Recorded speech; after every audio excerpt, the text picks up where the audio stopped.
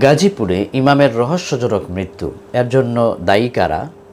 ধর্মীয় মতবাদের কারণেই কি তার উপর চালানো হয়েছিল এই অত্যাচার, নাকি ভিন্ন কোনো রহস্য লুকিয়ে আছে এর ভিতর? এমন প্রশ্নই করে যাচ্ছে আজ কোটি মানুষ। হ্যাঁ বলেন, সমস্যা নেই। আহলে হাদিস মসজিদ করবো এই জায়গায়, আহলে হাদিস মসজিদ করবো। মসজিদ করবো এই আচ্ছা। জায়গায়। এই যে ঘটনার পরের দিন কলা গাছ পলাশ কাটে সব জায়গা পরিষ্কার করছে। আচ্ছা, আজকে 10 বছর ধরে বস্তি করতেছে, কিন্তু আমরা দিই না, বাধা দিই না। ঢাকা জায়গা এরা করুক মসজিদ, সমস্যা কি? আপনার সমস্যা, আমাদের সমস্যা নেই। এরা করলে আরো ভালোই তো। সংক্রান্ত এরা মসজিদ আহলে হাদিসের মসজিদ করলে আপনাদের মসজিদ আলাদা হয়ে যেত, সুন্নিরা থাকতো। মূল উদ্দেশ্য ছিল তাদের আমরা এটাও দেখেছি যে তাকে যখন মেরে পুলিশকে সোপর্দ করা হলো পুলিশের কাছে, এবং পুলিশের গাড়িতে থাকা অবস্থায় আমরা এটাও দেখলাম যে তার সামনে একটু পানি দেওয়া হয়েছে। তিনি পানি পান করতে চাচ্ছেন, কিন্তু তাকে শেষ পর্যন্ত পানিটাও দেওয়া হচ্ছে না। এই দৃশ্যটি সত্যি পুরো আলেম সমাজকে হতবাক করে দিয়েছে। তো রোজার মধ্যে হুজুরে তারা ফিরবেন নামাজ পড়াইতেছে, ওই ছেলে হুজুরের ভুল ধরছি, ওই ছেলের লগে হুজুরের দ্বন্দ্ব হয়েছি। আর একটা ছেলে আছে মহাসিম, একটা ছেলে আছে কাজী, হ্যাঁ 3 জনের লগে হুজুরের দ্বন্দ্ব হয়েছি। হুজুরে আর কয়েকজন হুজুরকে জানাচ্ছি যে আপনারা আসেন, আমরা কিতাব নিয়ে বই, আপনারা কিতাব নিয়ে বন, যেটা সুন্নত হারা বলছে 8 টাকা, হুজুরের কাছে 20 টাকা। এটা লয়ে হুজুরের সাথে একটা দ্বন্দ্ব হয়েছে। হ্যাঁ, যদি কোনো ভুল করে থাকে, অপরাধ করে থাকে, তাহলে সেই অপরাধের শাস্তির জন্য দেশে আইন রয়েছে, আদালত রয়েছে, বিজ্ঞ বিচারকগণ রয়েছে।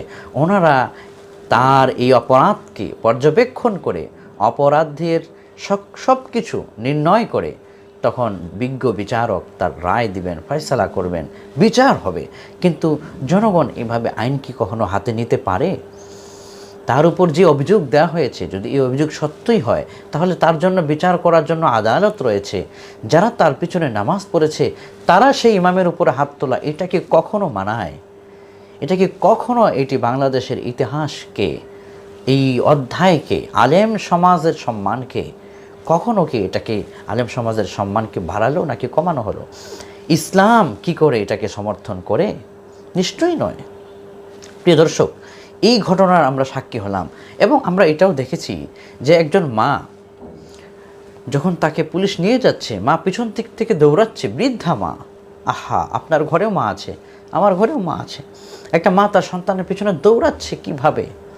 আহা, তার স্ত্রীটা এতিম হয়ে গেল, তার স্ত্রীটা বিধবা হয়ে গেল, তার সন্তান এতিম হয়ে গেল। ওই ছোট্ট সন্তানের কথাও কি একটু মনে পড়লো না? স্ত্রীটা বিধবা হয়ে যাবে, সে কথাও কি তারা একটু ভাবলো না? এভাবেই কি মানুষ তার উপর অত্যাচার চালায়? একজন ইমামের উপর কি করে এরকম অত্যাচার চালানো যায়? কি করে মানুষের হৃদয়ে এরকম হয়? প্রিয় দর্শক, শুধু তাই নয়, আমরা এটাও দেখতে পেয়েছি যে তাকে প্রহার করার পর আদালত যখন দেওয়া হয়, কারাগারে যখন রাখা হয়, সেখানে তার রহস্যজনক মৃত্যু হয়। প্রিয় দর্শক, এই অপরাধের সঙ্গে জড়িত যারা, এই আলেমের উপর, এই অত্যাচারের উপর জড়িত যারা, দৃষ্টান্তমূলক তাদেরকে শাস্তি না দিলে এই বাংলাদেশ কখনো শান্ত হবে না। বাংলাদেশ একটা উচ্ছৃঙ্খলতার দিকে চলে যেতে পারে যদি দ্রুত এর কোনো ফয়সালা করা না হয়। আমি প্রধান উপদেষ্টা বরাবর আমি বলবো যে বাংলাদেশের সকল আলেমদের পক্ষ থেকে এটাই দাবি যে একজন মসজিদের ইমামকে এভাবে যারা অপমান করেছে এবং তাকে শেষ পর্যন্ত হত্যা করেছে, জড়িতদেরকে আইনের আওতায় এনে দ্রুত দৃষ্টান্তমূলক শাস্তি প্রয়োগ করা হোক, যাতে করে বাংলাদেশে কোনো আলেমদের উপর চোখ তুলে তাকাবার সাহস কোনো বনি আদম না পায়। প্রিয় দর্শক, দেখুন আলেম সমাজকে আল্লাহ তাআলা কতটা সম্মান দিয়েছেন। আলেম সমাজের সাথে থাকলে আপনিও কতটা সম্মানিত হবেন। নবী আলাইহিস সালাম বলেছেন, ইন্নাল মারউ মা মান আহাব্বা, যে যাকে ভালোবাসে তার সাথেই তার হাসর হয়ে যাবে। আপনি একজন কোরআনে হাফেজকে ভালোবেসেছেন, তার সাথে আপনার হাসর হয়ে যাবে। আপনি একজন আলেমকে ভালোবেসেছেন, এই বাংলাদেশে বড় বড় বিজ্ঞ স্কলাররা রয়েছেন, তাদের আলোচনাগুলো শুনে, আলেমদের কথা শুনে দ্বীনের পথে আপনি যখন চলবেন, ইন্নাল মারউ মা মান আহাব্বা, হাসরের ময়দানে ওই আলেমের সাথে, ওই কোরআনে হাফেজের সাথে আপনার হাসর হয়ে যাবে। আল্লাহু আকবার কাবীরা। আলেমদেরকে আল্লাহ তাআলা কি মর্যাদা দিয়েছেন জানলে কখনো আলেমদের ব্যাপারে বিদ্বেষ সৃষ্টি হবে না। সরাসরি আল্লাহ সুবহানাহু ওয়া তাআলা বলেছেন, ইন্নামা ইয়াখশাল্লাহা মিন ইবাদিহিল উলামা। এই দুনিয়াতে সবচাইতে আল্লাহকে বেশি ভয় করে কারা জানেন? যারা আলেম সমাজ। আল্লাহু আকবার কাবীরা। যারা আলেম তারা আল্লাহকে বেশি ভয় করে। এবং আপনি একটা কথা ভেবে দেখুন প্রিয় দর্শক, যেদিন আপনি পৃথিবীতে এসেছিলেন সর্বপ্রথম, তখন আপনার কানে কিন্তু এই আলেমরাই আজান শুনিয়ে দিয়েছিলেন, আপনার আল্লাহর উলুহিয়াতের আজান শুনিয়ে দিয়েছিলেন, একত্ববাদের তাওহীদের বাণী শুনিয়ে দিয়েছিলেন, এবং আপনার নামটা পর্যন্ত আলেম রেখেছেন। আপনার দুনিয়াতে আসার পর আপনার নাম রেখে আপনার দুনিয়ার কল্যাণময় জীবন যেন আপনি পেতে পারেন, ওই আলেমই আপনার জন্য দোয়া করেছেন। আপনার পিতা যখন অসুস্থ হয়ে পড়ে মসজিদে দেখবেন ওই আলেমে আপনার পিতার সুস্থতার জন্য দোয়া করে। আপনি নিজেও যখন অসুস্থ হয়ে পড়েন ওই আলেমই আপনার জন্য দোয়া করে। আপনার স্ত্রীটা আসন্ন প্রসবা হসপিটালে নিয়ে গিয়েছেন, তখন আলেম মুসল্লি সবাইকে নিয়ে দোয়া করে, অমুক ভাইয়ের স্ত্রীটা হসপিটালে, তার জন্য আমরা দোয়া করি। এই আলেম দোয়া করছে। আপনার পিতা যখন মারা গিয়েছে, আপনি যখন মারা যাবেন, আপনার সর্বপ্রথম মৃত্যুর পর আপনার জন্য ইন্না লিল্লাহি ওয়া ইন্না ইলাইহি রাজিউন সহি করে যিনি পড়েন তিনি আলেম।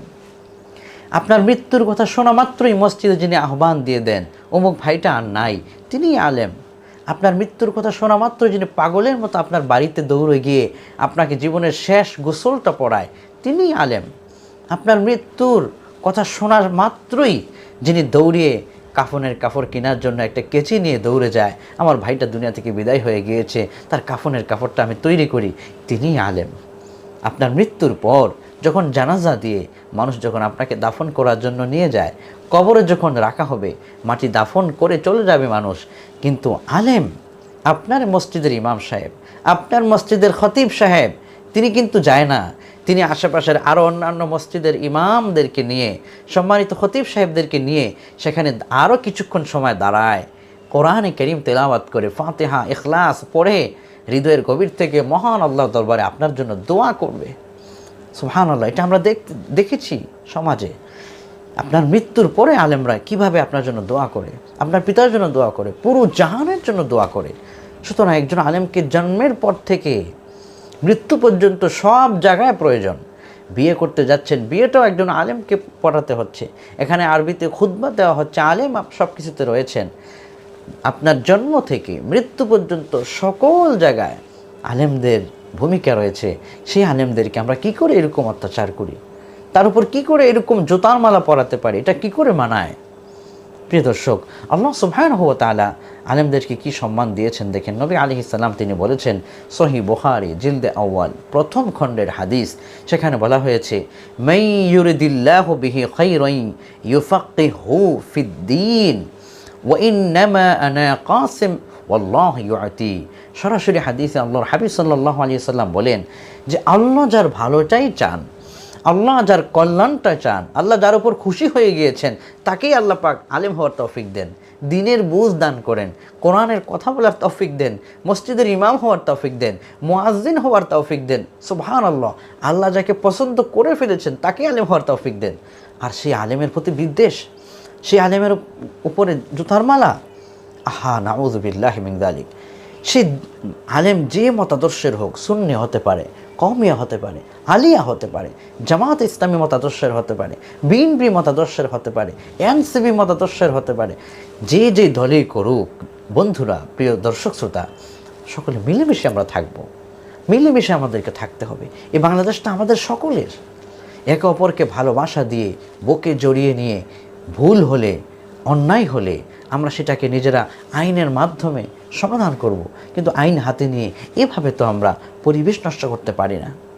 সুতরাং আল্লাহ সুবহানাহু ওয়া তাআলার হাবিব বললেন যে আল্লাহ যার কল্যাণ চান তাকেই আলেম হওয়ার তৌফিক দেন। সুবহানাল্লাহ।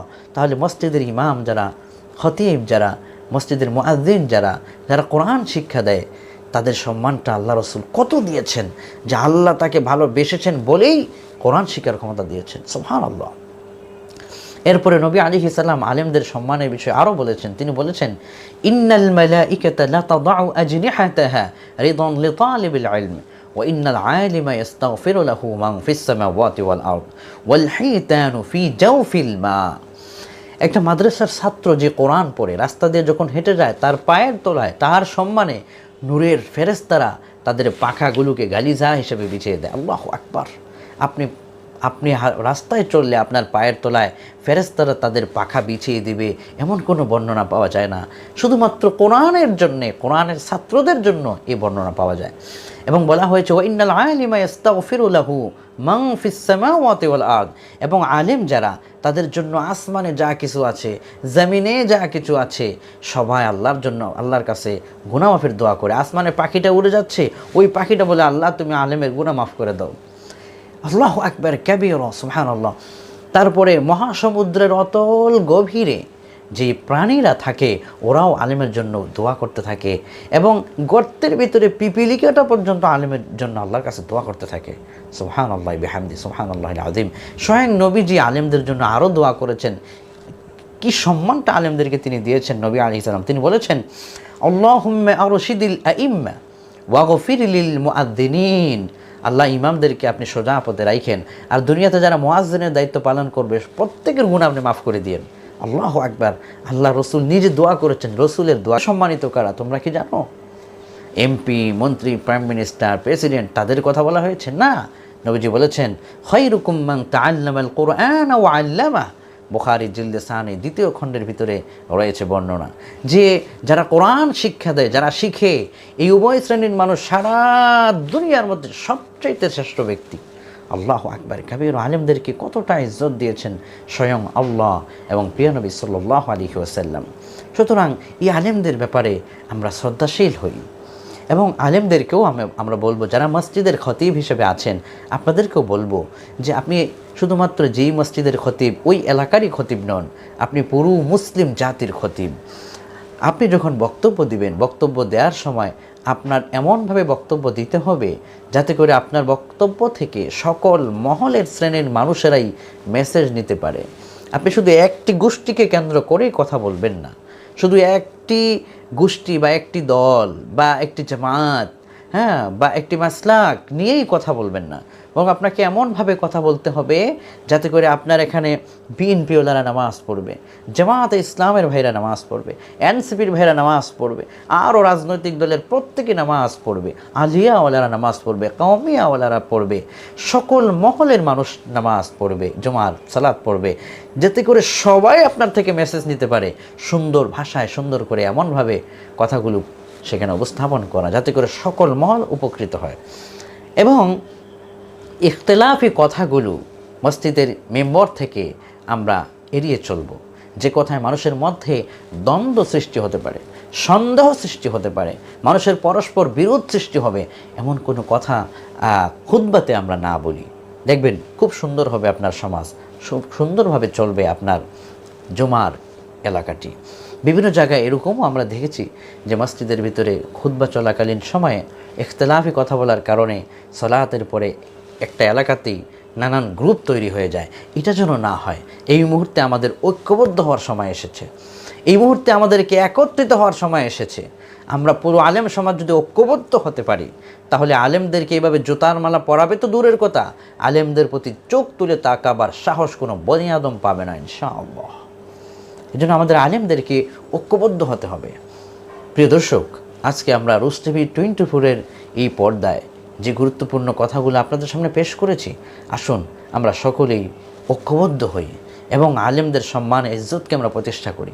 মসজিদের যারা কমিটিবৃন্দ রয়েছেন, আপনার মসজিদের ইমামকে আপনি মূল্যায়ন করুন, খতিব সাহেবকে আপনি মূল্যায়ন করুন, মুয়াজ্জিন সাহেবকে আপনি মূল্যায়ন করুন। প্রত্যেকের জায়গা থেকে সবাই সকল যে যেখানেই নামাজ পড়েন আপনার ইমামকে, খতিবকে মূল্যায়ন করুন।